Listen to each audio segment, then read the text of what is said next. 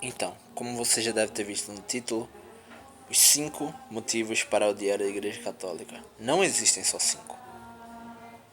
Mas, como você já sabe, deixa o like, se inscreve, pá. Ou deixa o dislike se você ficou tiltadinho aí. E esse vídeo, se você é católico, ou só vai fortalecer sua fé, ou você vai ter alguns questionamentos. Mas lembrando, eu não sou historiador, tal, então eu vou citar fatos que eu não tenho tanto conhecimento quanto um historiador que pesquisa sobre o assunto teria. Sim. Primeiro, ele vai estar em ordem do que eu acho de melhor, do mais leve para o mais pesado. Então, o primeiro, mais leve, é o Império Cristão. Quando a igreja passa de ser perseguida, quando o cristianismo passa de ser perseguido para o Império Cristão, que logo depois vira o Império do Catolicismo.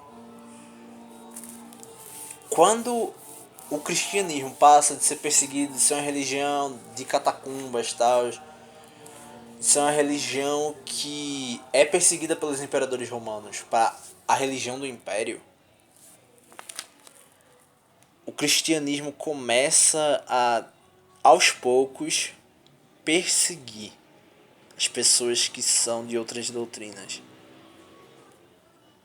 E é uma coisa que se você pode pensar, se não tá matando, vamos supor que não tivesse matando ninguém. Se não tá matando ninguém, só tá tentando fazer estratégias de conversão ou se impondo através da força em certas pessoas que mudando a religião, mas não matando.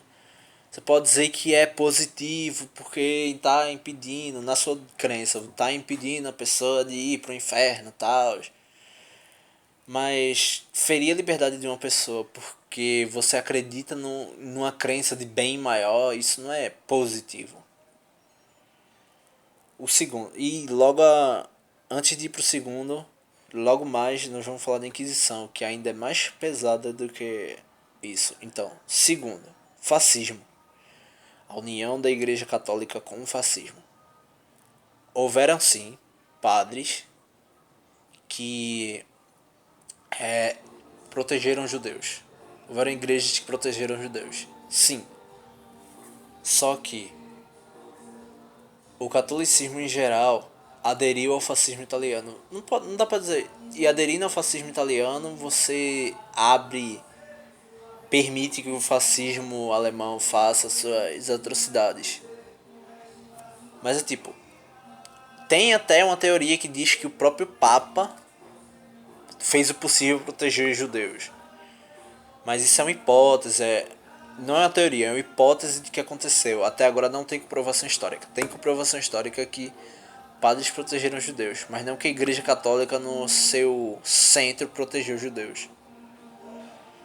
E eu não preciso nem dizer quão nocivo o fascismo foi no período entre guerras e na Segunda Guerra Mundial. Como a solução final implementada pelo nazismo era terrível, e se você estava ao lado desses caras, você não se pode dizer. Você não pode dizer que estava do lado do bem, de Deus, da justiça, da história. Poder dizer que está do lado de Deus, qualquer pessoa pode dizer que está do lado de Deus hoje, né? Mas é isso. Terceiro, contra-reforma. Por que a contra-reforma está em terceiro e não o fascismo? Porque tem esses padres que auxiliam os judeus e tem essa teoria de que o Papa ajudou. Por isso que está em terceiro e segundo, mas podia estar a contra-reforma em segundo e o fascismo em terceiro. Qual é o ponto da contra-reforma? Foi uma tentativa de forçar os ameríndios. Primeiro, forçar os ameríndios, os indígenas, a se tornarem cristãos. Número 2, dentro da Europa. Tentar ao máximo impedir o crescimento do protestantismo, e teve algumas perseguições no meio de perseguir o protestantismo de certa forma, só que eles não conseguiram. Na real, o ponto é que eles iam tentar perseguir o protestantismo, só que o protestantismo foi apoiado pelos certos reis, eles não conseguiram ter tanto poder como a igreja tinha na época anterior, que é a Inquisição, que é o próximo tema, para perseguir os protestantes. Como no quarto, que é a Inquisição, a Igreja Católica perseguia, torturava.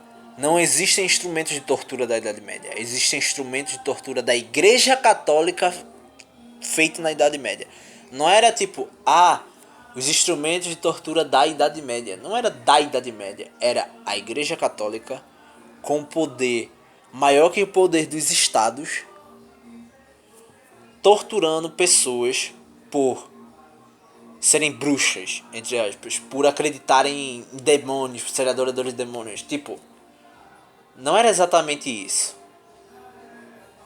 Era simplesmente você acreditar que a pessoa era bruxa, logo você queimava, torturava, fazia todas essas coisas. E a pessoa que não era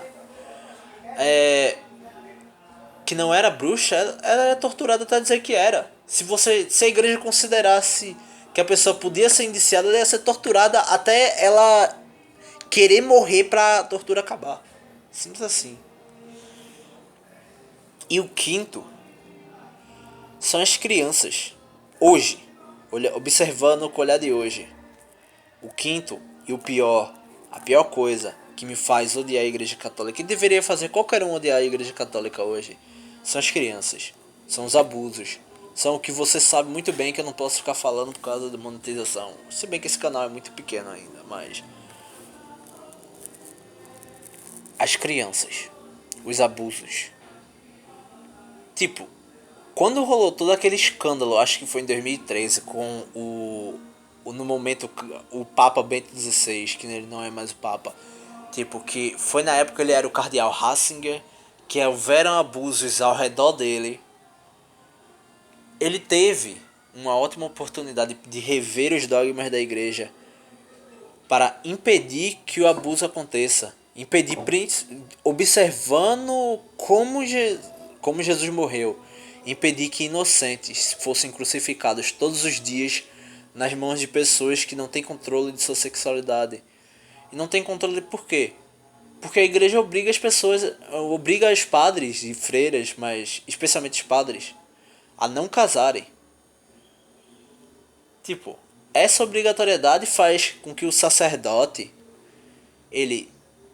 se ele quiser ter uma vida de sacerdócio, ele não case. E aí o que acontece? As pessoas que não têm controle de sua sexualidade, as pessoas que não conseguem viver sem o sexo e querem ser sacerdotes, elas acabam cometendo os abusos, porque uma hora acontece.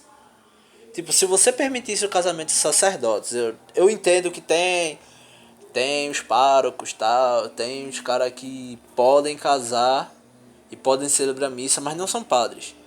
São outra coisa.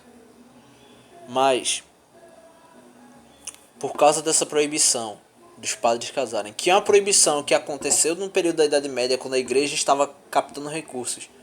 Essa proibição não tem uma justificativa bíblica. Tem um texto do Paulo que fala que seria melhor que você não casasse, não sei o que, mas seria melhor. E é aquela coisa, esse mesmo texto fala que se você não tem controle de sua sexualidade, se você não consegue ficar sem o sexo, é melhor que você se case.